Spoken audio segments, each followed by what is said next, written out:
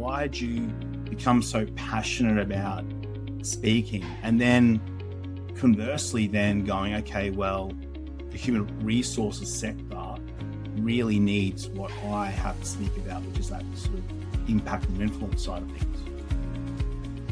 Yeah, so this is a really unconventional answer, but it's not a positive passion is how I describe it. Okay. So a fun fact is that AJ is short for my full name, Arjuna. And Arjuna, my background's Sri Lankan, and Arjuna was a warrior king during the ancient times.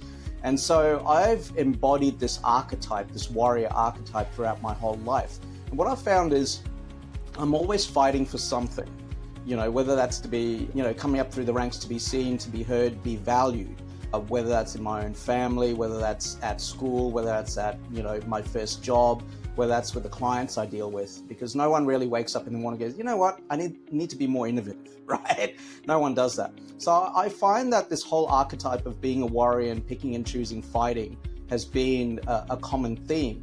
And so my passion is about fighting for others who are fighting for something. And within the context of HR, like I said, the responsibility of shifting the world of work is enormous, and what I've found in the conversations that I've had with your members, but in the larger HR community, is that they're perceived in a certain way. And that perception really limits a lot of things. It limits opportunities, both professional and personal opportunities. It limits organizational opportunities, because if you think HR is just administrative and compliance, you are missing the point. But it is what it is, right? So I find that a lot of communities that I serve, the professional communities that I serve, they're all fighting for something. And it's really interesting. They're all fighting to be seen, be heard, and be valued, And I find that with HR, I find that with finance professionals. I just did a recent conference, management accounting forum. That was, it stunned me because, it stuns me because CFOs they run businesses, through the numbers. And the amount of times that the conversations I had was, my organization does not listen to me.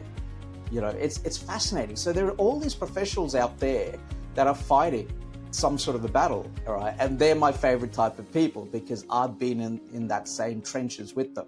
And I think that if we can all jump in the trenches and lead each other forward, we get to change the world. So, my passion for what I do is actually stemming from negativity. I don't want to hold hands and change the world like that. Yep. It's driving real sustainable change. My whole ethos is tomorrow better than today. What can we fix today that make tomorrow better for the next generation and whatnot.